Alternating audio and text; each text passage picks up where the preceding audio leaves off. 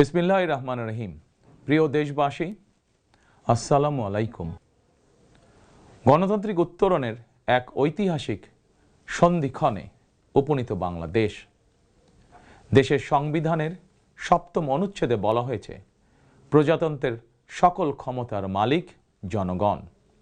কিন্তু পতিত, পরাজিত, বিতাড়িত ফ্যাসিস্ট চক্র জনগণের কাছ থেকে রাষ্ট্রের মালিকানা কেড়ে নিয়েছিল জনগণের সকল গণতান্ত্রিক রাজনৈতিক অধিকার। অবশেষে দীর্ঘ আন্দোলন সংগ্রামের ধারাবাহিকতায় হাজারো প্রাণের বিনিময়ে জনগণের কাছে রাষ্ট্রের মালিকানা ফিরিয়ে দেওয়ার এক মাহেন্দ্রক্ষণ আমাদের সামনে উপস্থিত। আগামী 12ই ফেব্রুয়ারি অনুষ্ঠিত হতে যাচ্ছে গণতান্ত্রিকামী জনগণের বহুল আকাঙ্ক্ষিত জাতীয় নির্বাচন। প্রিয় দেশবাসী, রাষ্ট্র, রাজনীতি এবং সরকারে জনগণের অধিকার প্রতিষ্ঠার এই শুভ সময় মহান আল্লাহর দরবারে শুকরিয়া আদায় করে আমি আপনাদের সামনে কয়েকটি কথা বলতে চাই। গণতান্ত্রিকামী জনগণের সামনে এমন একটি শুভ সময় হঠাৎ করেই আসেনি। এর জন্য বাংলাদেশ জাতীয়তাবাদী দল বিএনপি সহ গণতন্ত্রের পক্ষের সকল রাজনৈতিক দল এবং গণতান্ত্রিকামী জনগণকে দীর্ঘ ১.৫ দশকেরও বেশি সময় ধরে আন্দোলন সংগ্রাম করতে হয়েছে। ফ্যাসিবাদ বিরোধী এই ধারাবাহিক আন্দোলনে হাজার হাজার মানুষকে গুম, খুন, অপহরণ করা হয়েছিল। আয়নাঘর নামক এক বর্বর বন্দিখানা যেন হয়ে উঠেছিল জ্যান্ত মানুষের কবরস্থান। শুধুমাত্র ২০২৪ সালে ছাত্র জনতার ঐতিহাসিক গণ অভ্যুত্থানেই ১৪ শতাধিক মানুষকে হত্যা করা হয়েছে। আহত হয়েছেন কমপক্ষে ৩০,০০০ মানুষ। বাংলাদেশের জন্মযুদ্ধ থেকে আজ পর্যন্ত দেশে গণতন্ত্র এবং মানুষের অধিকার প্রতিষ্ঠার জন্য বিভিন্ন সময় যারা শহীদ হয়েছেন তাদের মাগফিরাত কামনা করছি। যারা আহত হয়েছেন তাদের প্রতি জানাই গভীর সহানুভূতি এবং সহমর্মিতা। হতাহতদের শোক সন্তপ্ত পরিবারের প্রতি জানাই গভীর সমবেদনা। প্রিয় দেশবাসী, ১৯৭১ সালের স্বাধীনতা অর্জনের যুদ্ধ, ১৯৭৫ সালের ৭ই নভেম্বরের আধিপত্যবাদ ও তাবেদার অপশক্তি বিরোধী বাংলাদেশ, ৯০-এর স্বৈরাচার বিরোধী আন্দোলন, শাপলা চত্বরের গণহত্যা কিংবা সর্বশেষ ২০২৪ সালের স্বাধীনতা রক্ষার যুদ্ধ, ইতিহাসের এমন প্রতিটি বাঁকে হাজারো লক্ষ মানুষ অকাতরে জীবন দিয়েছেন। একটি প্রাণের সমাপ্তির মধ্যে দিয়ে একটি পরিবারের স্বপ্ন ও সম্ভাবনা, আশা, আকাঙ্ক্ষারও মৃত্যু ঘটে। এই মানুষগুলো কেন এমন অকাতরে জীবন দিয়েছিলেন? কি ছিল তাদের চাওয়া? কোনো কিছু দিয়েই মৃত্যুর প্রতিদান হয় না। তাহলে কি এত প্রাণের বিসর্জন বৃথা হয়ে যাবে? না, অবশ্যই বৃথা যেতে দিতে পারি না। আমরা যারা এখনো আল্লাহর রহমতে বেঁচে আছি, আমাদের উচিত সকল শহীদদের আকাঙ্ক্ষিত বাংলাদেশ প্রতিষ্ঠা করা। একটি ন্যায়ভিত্তিক, মানবিক, নিরাপদ, গণতান্ত্রিক বাংলাদেশ প্রতিষ্ঠার মাধ্যমে আমরা দেশ এবং জনগণের জন্য উৎসর্গকৃত সকল প্রাণের প্রতিদান দেবার চেষ্টা করতে পারি। প্রিয় দেশবাসী, বাংলাদেশ প্রায় ২০ কোটি মানুষের জনবহুল দেশ। দেশের মোট জনশক্তির অর্ধেকের বেশি নারী। জনসংখ্যার ৪ কোটির বেশি তারুণ্য, ৫ কোটির বেশি শিশু, ৪০ লাখের বেশি প্রতিবন্ধী মানুষ, কোটি কোটি শ্রমিক, কৃষক। এই সকল শ্রেণী পেশার মানুষের আকাঙ্ক্ষা বাস্তবায়ন করতে ব্যর্থ হলে শেষ পর্যন্ত খোদ রাষ্ট্রযন্ত্রই দুর্বল হয়ে পড়বে। নাগরিকদের দুর্বল রেখে রাষ্ট্র কখনোই শক্তিশালী হয়ে উঠতে পারে না। জনগণের রাজনৈতিক এবং অর্থনৈতিক ক্ষমতা নিশ্চিত করা না গেলে দেশে ডেমোক্রেসি, ডেভেলপমেন্ট কিংবা ডিসেন্ট্রালাইজেশন কোনো কিছুরই টেকসই হবে না। আমি মনে করি জনগণের রাজনৈতিক ক্ষমতায়নের পূর্ব শর্ত নাগরিকদের সরাসরি ভোটের অধিকার প্রয়োগের মাধ্যমে স্থানীয় পরিষদের মেম্বার থেকে শুরু করে জাতীয় সংসদ সদস্য পর্যন্ত প্রতিনিধি নির্বাচনের ক্ষমতা অর্জন, প্রতিটি নাগরিকের হারানো রাজনৈতিক ক্ষমতা পুনরুদ্ধারের জন্য আগামী 12ই ফেব্রুয়ারি নির্বাচন একটি বড় সুযোগ। প্রিয় দেশবাসী, এই উপলব্ধি এবং বাস্তবতাকে সামনে রেখে দেশের নাগরিকদের রাজনৈতিক এবং অর্থনৈতিক ক্ষমতা নিশ্চিত করার লক্ষ্যে ইতিমধ্যেই বিএনপির নির্বাচনী ইশতেহার ঘোষণা করা হয়েছে। প্রতিটি সেক্টর এবং প্রতিটি শ্রেণী পেশার মানুষকে লক্ষ্য করে একটি স্বনির্ভর বাংলাদেশ বিনির্মাণের জন্য আমরা আমাদের পরিকল্পনা সাজিয়েছি। বর্তমান প্রজন্মের সামাজিক, অর্থনৈতিক, রাজনৈতিক অধিকার পুনর্বহাল এবং ভবিষ্যৎ প্রজন্মের জন্য একটি নিরাপদ মানবিক বাংলাদেশ প্রতিষ্ঠার লক্ষ্য নিয়েই চূড়ান্ত করা হয়েছে বিএনপির সকল পরিকল্পনা।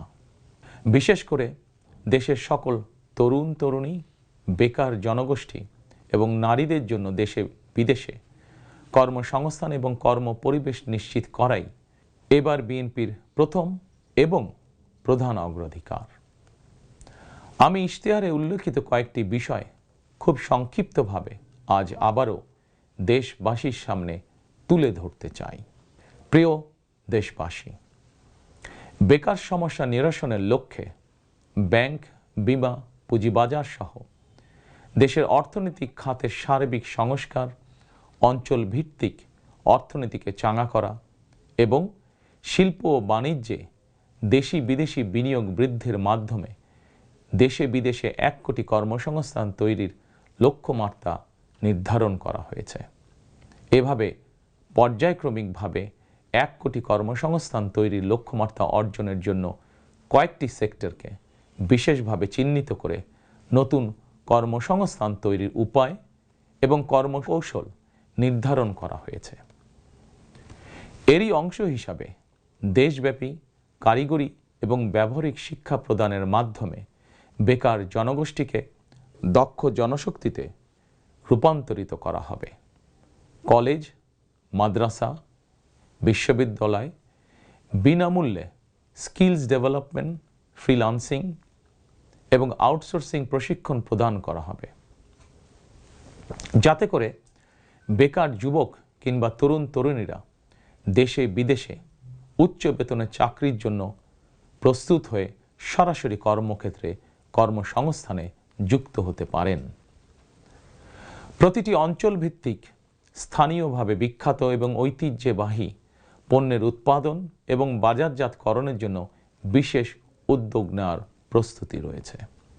স্থানীয় কুটির শিল্প ও এসএমই খাত বিকশিত করার জন্য সহজ এবং স্বল্প সুদে ঋণ সুবিধা দেওয়ার পরিকল্পনা আমাদের রয়েছে। বৈশ্বিক ই-কমার্স প্ল্যাটফর্মের পণ্য রফতানির লক্ষ্যে বেসরকারি শিল্প সম্প্রসারণ ও কর্মসংস্থান সৃষ্টির সহায়ক উদ্যোগ নেওয়ার পরিকল্পনা নেওয়া হয়েছে। সাইবার নিরাপত্তা, outsourcing, data processing, artificial intelligence, semiconductor সহ আইটি সেক্টরে নতুন শিল্প গড়ে তোলার পরিকল্পনা নেওয়া হয়েছে। এইসব সেক্টরে প্রতি বছর সরাসরি 2 লক্ষ এবং ফ্রিল্যান্সিং, ক্রিয়েটিভ ইন্ডাস্ট্রি ও কন্টেন্ট ক্রিয়েশনের মাধ্যমে পরোক্ষভাবে আরও 8 লক্ষ কর্মসংস্থান তৈরির লক্ষ্যমাত্রা নির্ধারণ করা হয়েছে। প্রিয় দেশবাসী, বিভিন্ন পরিসংখ্যান অনুযায়ী বর্তমানে দেশে বেকারের সংখ্যা 27 লাখের বেশি। এর মধ্যে প্রায় 9 লক্ষ রয়েছেন স্নাতক ডিগ্রিধারী উচ্চশিক্ষিত বেকার। এদের মধ্যে প্রায় 22% তরুণ তরুণী কোনো প্রকার শিক্ষা, চাকরি ও প্রশিক্ষণে সম্পৃক্ত নয়। এই বিপুল সংখ্যক বেকারের অধিকাংশই 15 থেকে 29 বছর বয়সী। 12ই ফেব্রুয়ারি নির্বাচনে জনগণের রায় বিএনপি সরকার গঠন করতে সক্ষম হলে বিএনপি শিক্ষিত তরুণ তরুণীদের জন্য 6 মাস থেকে সর্বোচ্চ 1 বছর কিংবা কর্মসংস্থান না হওয়া পর্যন্ত বিশেষ আর্থিক ভাতা প্রদান করার সিদ্ধান্ত নিয়েছে। আমরা মনে করি এই বেকার ভাতা হয়তো একজন শিক্ষিত বেকারকে সে উদ্যোগে কর্মসংস্থান সৃষ্টির ক্ষেত্রে সক্ষমতা অর্জনেও সহায়ক ভূমিকা রাখবে।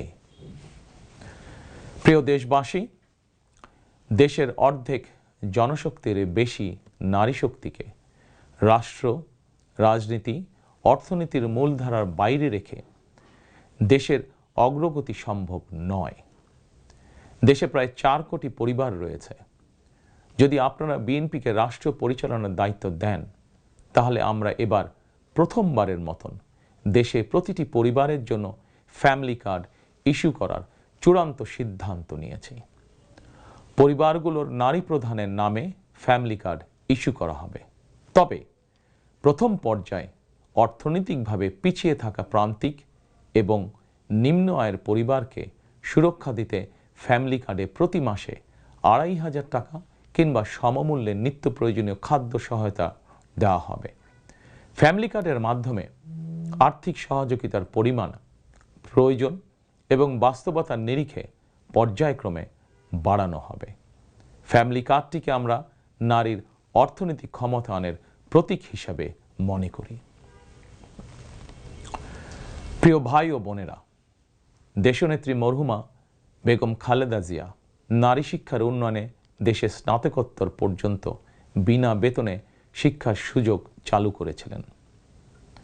আপনারা বিএনপিকে আবারও রাষ্ট্র পরিচালনার দায়িত্ব দিলে নারীদের বিনা বেতন শিক্ষা গ্রহণের সুবিধা অব্যাহত রাখার পাশাপাশি নীতি নির্ধারণে নারীর অংশগ্রহণ ও ভূমিকা বাড়ানো হবে। নারী উদ্যোক্তাদের আর্থিক ও দক্ষতা উন্নয়নে বিশেষ সহায়তা প্রদানের পাশাপাশি আনুষ্ঠানিক খাতে নারী কর্মসংস্থান বৃদ্ধি করার পরিকল্পনা আমাদের রয়েছে। উপজেলা পর্যায়ে বিশেষায়িত নারী কল্যাণ কেন্দ্র প্রতিষ্ঠা করার পরিকল্পনা আমাদের রয়েছে। স্বাচ্ছন্দ্যে চলাফেরা নিশ্চিত করতে শুধুমাত্র নারীদের জন্য বিশেষায়িত ইলেকট্রিক পরিবহন চালু করা হবে।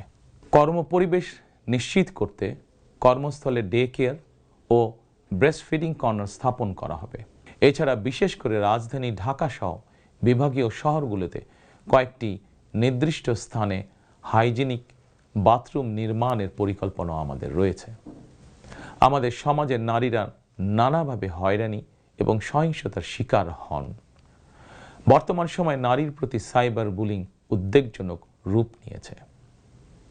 বুলিং সহ নারীর প্রতি যে কোনো ধরনের সহিংসতা বন্ধে কঠোর আইন প্রয়োগের পরিকল্পনা এবং সিদ্ধান্ত আমাদের রয়েছে। নারী নির্যাতন ও ধর্ষণের বিরুদ্ধে দৃষ্টান্তমূলক শাস্তি নিশ্চিত অবশ্যই ইনশাআল্লাহ করা হবে। প্রিয় দেশবাসী, সময়ের সাথে সাথে অর্থনীতির নানা খাত বাড়লেও দেশের অর্থনীতি এখনো মূলত কৃষি নির্ভর। বিএনপি বিশ্বাস করে কৃষকের স্বার্থ রক্ষার অর্থ দেশের স্বার্থ রক্ষা। এজন্যই আমরা বলি, বাঁচলে কৃষক বাঁচবে দেশ। এই উপলব্ধি থেকেই আমরা কৃষকদের স্বার্থ রক্ষার জন্য কৃষকদের জন্য ফার্মার্স কার্ড ইস্যুর উদ্যোগ নিয়েছি। এই কার্ডের মাধ্যমে কৃষক একদিকে কৃষি সংক্রান্ত হালনাগাদ তথ্য পাবেন, অপরদিকে সরকারের কাছ থেকে পাবেন আর্থিক এবং অন্যান্য প্রয়োজনীয় সহযোগিতা।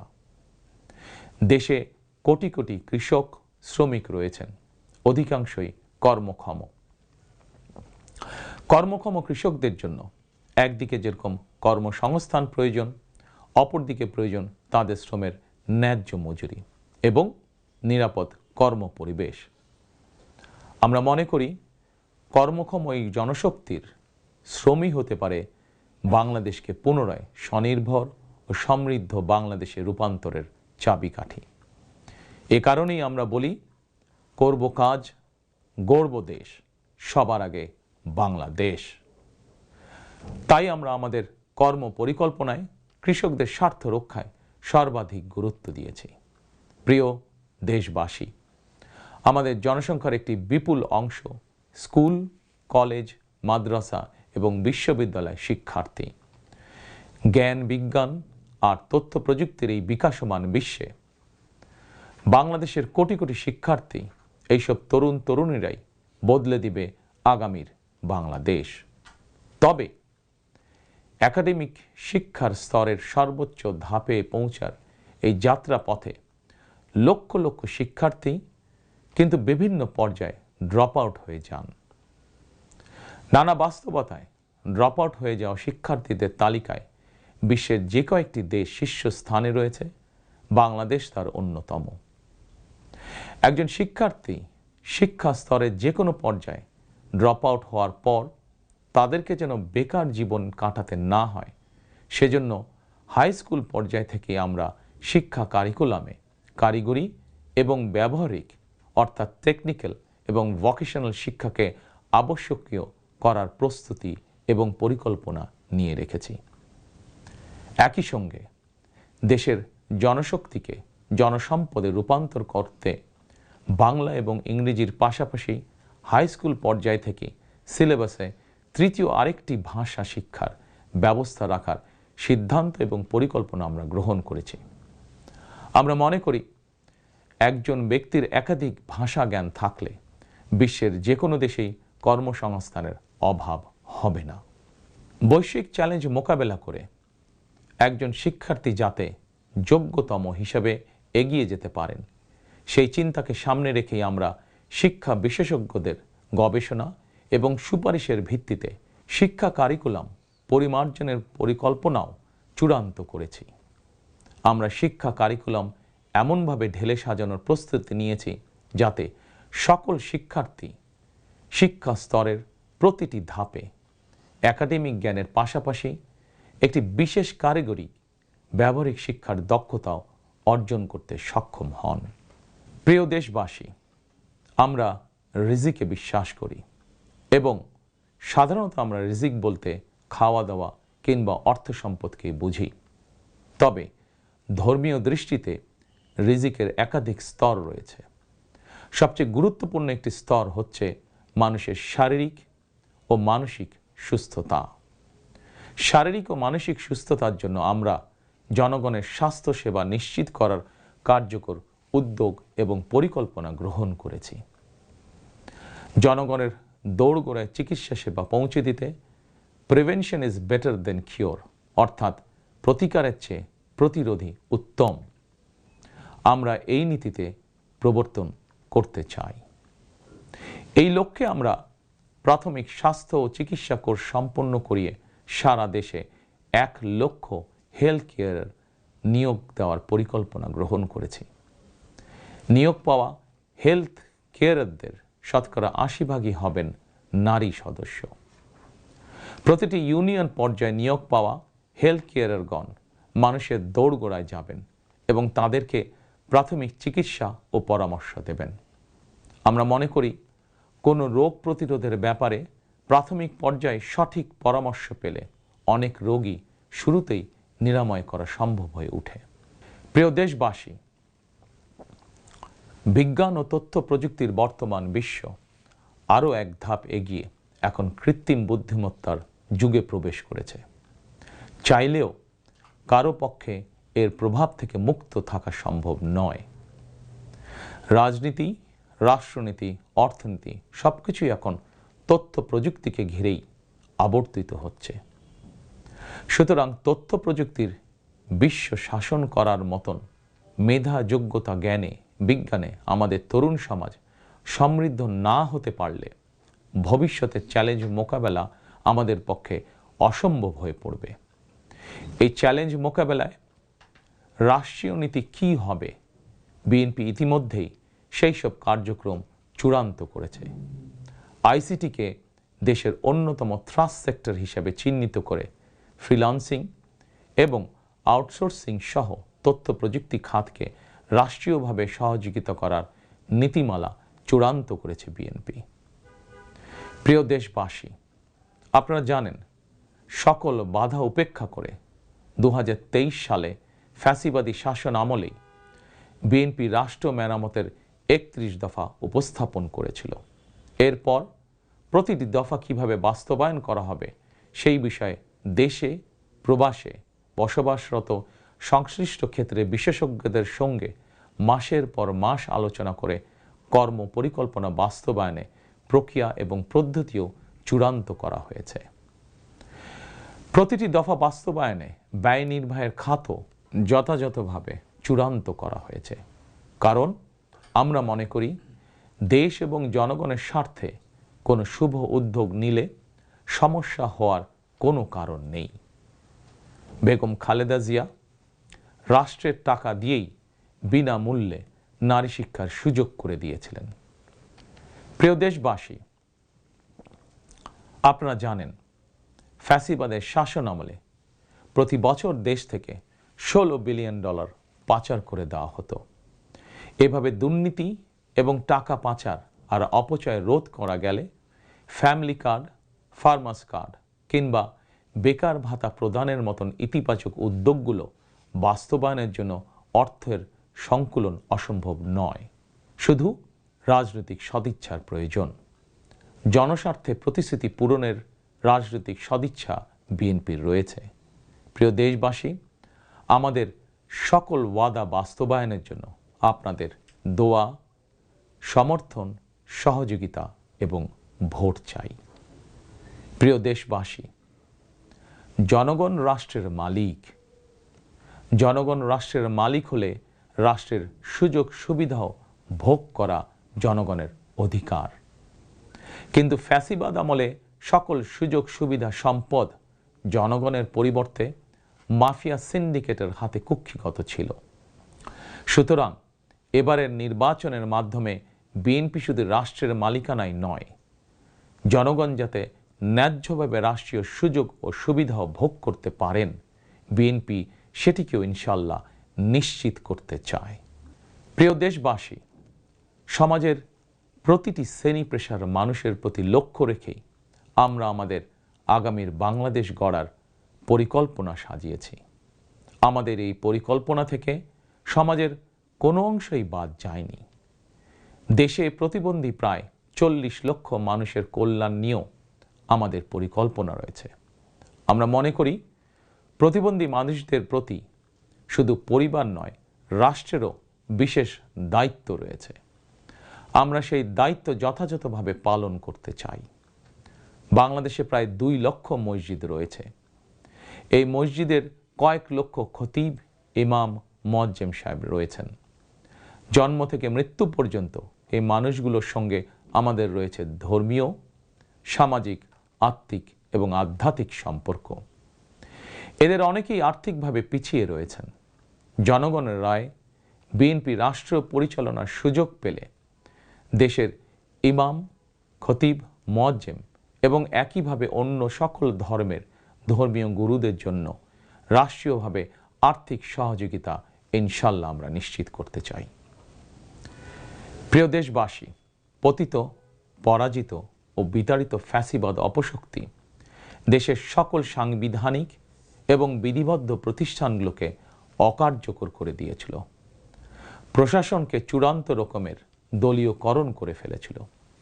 প্রশাসন পরিচালনায় বিএনপির নীতি হবে প্রতিটি সাংবিধানিক প্রতিষ্ঠান চলবে সাংবিধানিক নিয়মে। শাসন প্রশাসনকে দলীয়করণ নয়। প্রশাসনে নিয়োগ কিংবা পদোন্নতি হবে মেধা এবং যোগ্যতার ভিত্তিতে। জনপ্রশাসন সঠিক ভিত্তির উপর প্রতিষ্ঠিত হতে না পারলে আমাদের কোনো উদ্যোগেরই সুফল মিলবে না। আমরা ইতিমধ্যেই জনগণের সামনে উপস্থাপিত আমাদের দলীয় ইশতেহারে বলেছি, জনগণের রায় বিএনপি রাষ্ট্র পরিচালনার দায়িত্ব পেলে সরকারি কর্মকর্তা এবং কর্মচারীদের জন্য যথাসময়ে জাতীয় পে স্কেল ঘোষণা এবং বাস্তবায়ন করা হবে। প্রিয় দেশবাসী, বিশ্বের বিভিন্ন দেশে প্রায় 1.5 কোটি প্রবাসী বাংলাদেশির বসবাস। প্রবাসীরা অনেকেই বাংলাদেশে তাদের প্রিয় পরিবার পরিজন ছেড়ে বিশ্বের বিভিন্ন দেশে বসবাস করেন। বৈদেশিক আয়ের ক্ষেত্রে বাংলাদেশে গার্মেন্টস সেক্টরের পরই প্রবাসী বাংলাদেশিদের অবদান। কিন্তু দেশে প্রবাসীদের সুযোগ সুবিধা, সম্মান এবং মূল্যায়নের ক্ষেত্রে তাদের অভিযোগ দীর্ঘদিনের। দেশে বিদেশে প্রবাসীদের সম্মান, সুযোগ সুবিধা, সুরক্ষা, অধিকার নিশ্চিত করার লক্ষ্যে এবার আমরা প্রবাসী কার্ড প্রবর্তনের পরিকল্পনা গ্রহণ করেছি। এই কার্ডের মাধ্যমে দেশে প্রবাসীদের অর্থনৈতিক বিনিয়োগ সুরক্ষা এবং বিমানবন্দরে তাদের হয়রানি বন্ধসহ কয়েকটি সুবিধা বিদ্যমান থাকবে ইনশাআল্লাহ। দক্ষ বাংলাদেশি শ্রমিক বিশ্বের কোনো দেশে কাজের নিশ্চয়তা বা অফার পেলে বিদেশে কর্মস্থলে যোগদানের জন্য তাদেরকে যাতে দেশে তাদের জায়গা জমি বিক্রি করতে না হয়, এজন্য রাষ্ট্রীয়ভাবে তাদেরকে সহজ শর্তে ঋণ সুবিধা দেওয়ার পরিকল্পনা আমাদের রয়েছে। প্রিয় দেশবাসী, বাংলাদেশের 90% বেশি মানুষ মুসলমান। মহান আল্লাহর দরবারে আমাদের সকলের একটাই প্রার্থনা, রব্বানা আতিনা ফিদ দুনিয়া হাসানাতান ওয়া ফিল আখিরাতি হাসানাতান ওয়া কিনা আযাবান নার। হে আল্লাহ, আমাদেরকে দুনিয়াতে কল্যাণ দাও, আখিরাতে কল্যাণ দাও, দোজখের আগুন থেকে বাঁচাও। শহীদ প্রেসিডেন্ট জিয়াউর রহমান সংবিধানে সর্বশক্তিমান আল্লাহর উপরে পূর্ণ আস্থা ও বিশ্বাস, এই কথাটি সন্নিবেশিত করেছিলেন। কিন্তু তাবেদার সরকার সংবিধান থেকে এই কথাটি বাদ দিয়েছিল। আল্লাহর রহমতে আগামী 12ই ফেব্রুয়ারি নির্বাচনে জনগণের রায় বিএনপি পুনরায় রাষ্ট্র পরিচালনার দায়িত্ব পেলে সর্বশক্তিমান আল্লাহর উপর পূর্ণ আস্থা ও বিশ্বাস, এই কথাটি সংবিধানে পুনরায় সন্নিবেশিত করা হবে ইনশাআল্লাহ। প্রিয় দেশবাসী, আমাদের এই ধর্মীয় বিশ্বাস এবং মূল্যবোধের বিরুদ্ধে বিভিন্ন সময় সামাজিক রাজনৈতিক আগ্রাসন চালানোর অপচেষ্টা হয়েছিল। অপরদিকে দেশ বরেণ্য অনেক আলেম ওলেমা সোচ্চার কণ্ঠে বলেছেন, কেউ কেউ স্রেফ দলীয় স্বার্থ হাসিলের জন্য ধর্মের অপব্যাখ্যা করে বিশ্বাসী মুসলমানদেরকে বিভ্রান্ত করারও অপচেষ্টা চালাচ্ছে। সুতরাং সকল বিশ্বাসীদের প্রতি আহ্বান, কেউ যেন বিশ্বাসী মুসলমানদেরকে বিভ্রান্ত করতে না পারে, সেই ব্যাপারে আমাদের সকলকে সতর্ক থাকতে হবে। বিএনপি এমন একটি নিরাপদ বাংলাদেশ গড়তে চায় যেখানে মুসলমান, হিন্দু, বৌদ্ধ, খ্রিস্টান, বিশ্বাসী, অবিশ্বাসী কিংবা সংশয়বাদী, পাহাড়ে কিংবা সমতলে বসবাসকারী প্রতিটি নাগরিক নিরাপদ থাকবে। 1971 সালের স্বাধীনতা যুদ্ধ সময় কে কোন ধর্মের এটি কোনো জিজ্ঞাসা ছিল না। 2024 সালের স্বাধীনতা রক্ষার যুদ্ধেও কে কোন ধর্মের, কার কি ধর্মীয় পরিচয়, এটি কোনো জিজ্ঞাসা ছিল না। আমরা মনে করি ধর্ম যার যার, রাষ্ট্র সবার। প্রতিটি ধর্মের মানুষ নিজ নিজ ধর্মীয় বিশ্বাস এবং রীতি অনুযায়ী যার যার ধর্ম পালন করবেন। এটি একটি আধুনিক সভ্য সমাজের রীতি। সকল নাগরিকের শান্তি এবং নিরাপত্তা নিশ্চিত করা রাষ্ট্রের দায়িত্ব। ধর্ম যার যার, নিরাপত্তা পাবার অধিকার সবার। প্রিয় দেশবাসী, দেশের গত 55 বছরের ইতিহাসে এটি বারবার প্রমাণিত হয়েছে, দেশের গণতান্ত্রিকামী জনগণ তাদের স্বাধীনতা হরণকারী স্বৈরাচার, ধর্মীয় চরমপন্থা কিংবা উগ্রবাদ কোনোটিকেই পছন্দ করে না। নিজ নিজ ধর্মীয় বিশ্বাস এবং সংস্কৃতি বজায় রেখেই যাতে আমরা সকলে মিলেমিশে একটি নিরাপদ বাংলাদেশ গড়তে পারি, এ লক্ষ্যেই স্বাধীনতার ঘোষকের যুগান্তকারী রাজনৈতিক দর্শন ছিল বাংলাদেশি জাতীয়তাবাদ।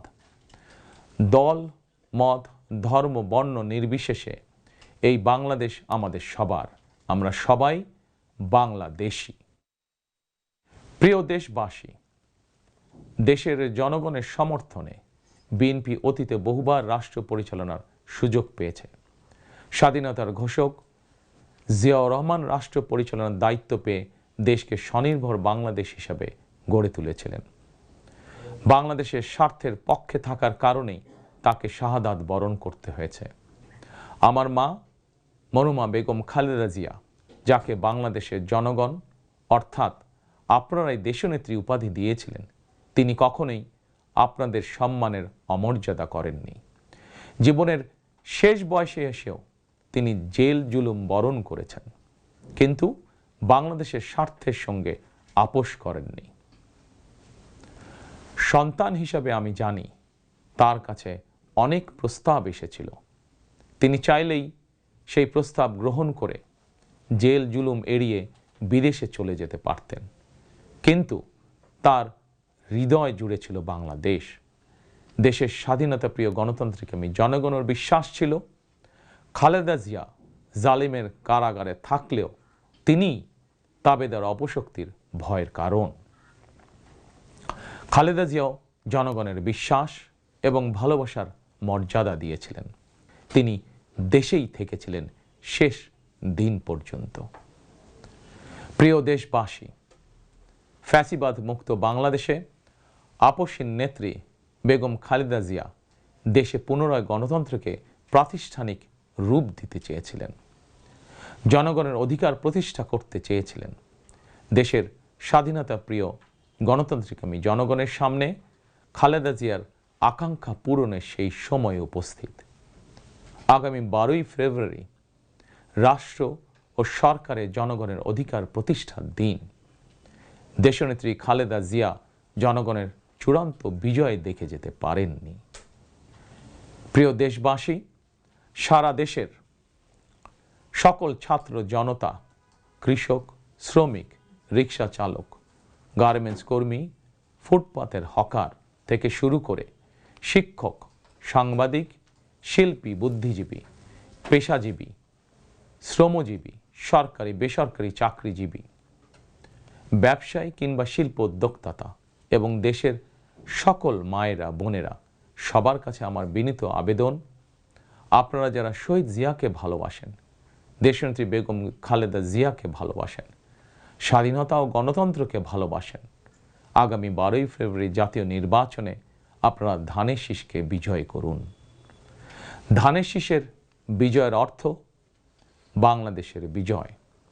ধানের শীষের বিজয়ের অর্থ স্বাধীন, সার্বভৌম, তাবেদার মুক্ত বাংলাদেশ।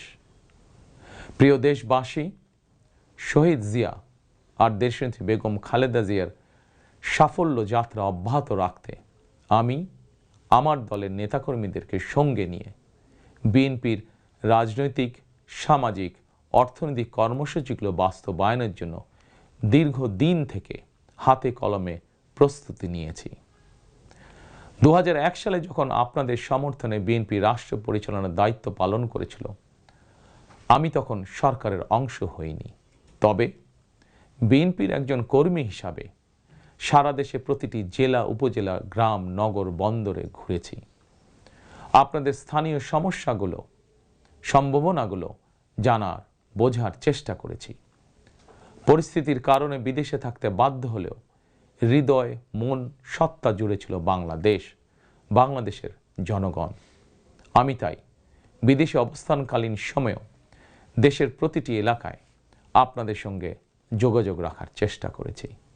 বিদেশ থেকে দেশে ফিরেও আমি আবারও এই স্বল্প সময় যতটুকু সম্ভব আপনাদের কাছে ছুটে গিয়েছি।